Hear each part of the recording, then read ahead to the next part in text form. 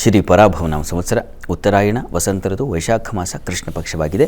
ಈ ದಿವಸ ಶುಕ್ರವಾರವಾಗಿರತಕ್ಕಂಥದ್ದು, ಚತುರ್ದಶಿ ತಿಥಿ, ಅಶ್ವಿನಿ ನಕ್ಷತ್ರ. ಈ ದಿವಸ ಮೇಷರಾಶಿಯಲ್ಲಿದ್ದಂಥ ಸೂರ್ಯ ಈ ದಿವಸ ವೃಷಭ ರಾಶಿಯನ್ನು ಪ್ರವೇಶ ಮಾಡ್ತಾನೆ. ವೃಷಭ ಸಂಕ್ರಮಣ ಈ ದಿವಸ.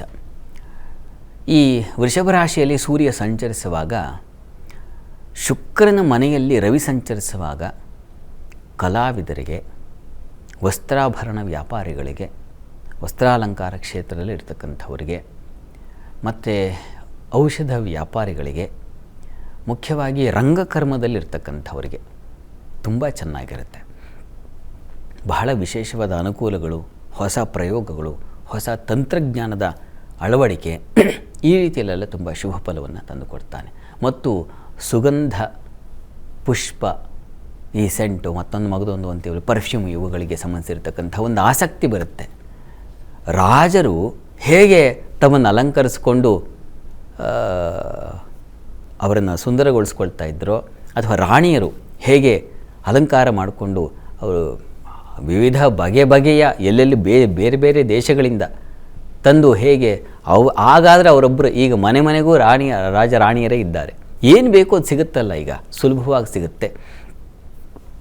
ಆ ರೀತಿಯಲ್ಲಿ ಶುಕ್ರದ ಮನೆಯಲ್ಲಿ ಸೂರ್ಯ ಸಂಚರಿಸುವಾಗ ಪ್ರತಿಯೊಬ್ಬರೂ ರಾಜರು, ಪ್ರತಿಯೊಬ್ಬರೂ ರಾಣಿಯರು. ಅವರವರ ಮಟ್ಟಕ್ಕೆ ಆ ರೀತಿಯ ಒಂದು ಅಲಂಕಾರದ ಕಡೆಗೆ ಮನಸ್ಸು ತಿರುಗುತ್ತೆ. ಅಂತಹ ಆಸಕ್ತಿ ಬಂದುಬಿಡುತ್ತೆ. ಒಂದು ಹೊಸ ಪರ್ಫ್ಯೂಮ್ ತೊಗೊಳ್ಳೋಣ, ಒಂದು ಹೊಸ ಇನ್ನೇನು ಅಲಂಕಾರ ಸಾಧನ ತಗೊಳ್ಳೋಣ ಅಂತಕ್ಕಂಥದ್ದು, ಆ ಥರದ್ದು ಒಂದು ಆಸಕ್ತಿ ಬರ್ತಕ್ಕಂಥದ್ದಿದೆ.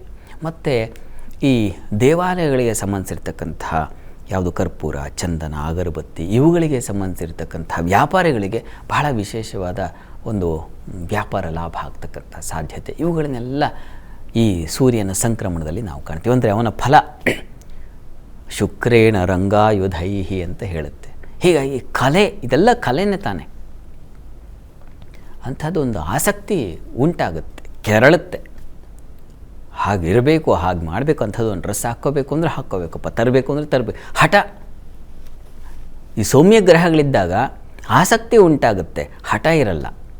ರವಿ ಬಂದಾಗ, ಕುಜ ಬಂದಾಗ ಆಸಕ್ತಿ ಜೊತೆಗೆ ಹಠ ಉಂಟಾಗುತ್ತೆ. ಪಡಿಲೇಬೇಕು, ಅದನ್ನು ತಗೋಬೇಕು, ಅದು ನನ್ನ ಪಾಲಾಗಬೇಕು, ಈ ಹಠ ಜಾಸ್ತಿ ಆಗುತ್ತೆ. ಅದನ್ನು ಈ ರವಿ ಸೂಚಿಸ್ತಾನೆ. ಹೀಗಾಗಿ ಯಾರ್ಯಾರಿಗೆ ಅಂಥದ್ದೊಂದು ಹಠ ಇದೆ, ಹಠದಿಂದ ವ್ಯಥೆಯೋ ಅಥವಾ ಸಂತೋಷವೋ ಯಾವುದಿದೆ, ಆ ಫಲಗಳನ್ನು ನಾವು ಆನಂತರದಲ್ಲಿ ಗಮನಿಸೋಣ. ಅಂತೂ ರವಿ ಸಂಕ್ರಮಣ ಈ ದಿವಸ ಕೂಡ, ಈ ದಿವಸ ಮತ್ತು ನಾಳೆ ಬಹಳ ವಿಶೇಷವಾಗಿ ಅಮಾವಾಸ್ಯೆ ಇದೆ. ನಾಳೆ ತುಂಬ ವಿಶೇಷ ಅಮಾವಾಸ್ಯೆ, ಶನಿವಾರ ಬಂದಿರತಕ್ಕಂಥದ್ದು. ಪಿತೃದೇವತೆಗಳ ಆರಾಧನೆಗೆ ಈ ದಿವಸವೂ ತರ್ಪಣ ಇತ್ಯಾದಿಗಳನ್ನು ಮಾಡಬೇಕು, ಹಿರಿಯರನ್ನು ಸ್ಮರಿಸ್ಕೊಳ್ಬೇಕು.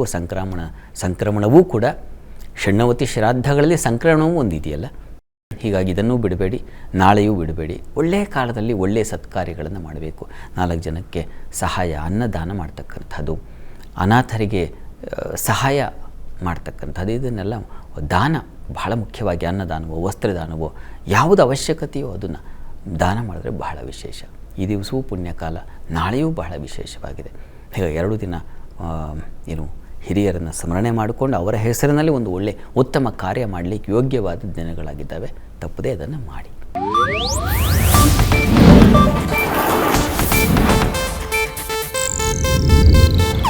ಇದು ಏಷ್ಯಾನೆಟ್ ನ್ಯೂಸ್ ನೆಟ್ವರ್ಕ್ ಪ್ರಸ್ತುತಿ.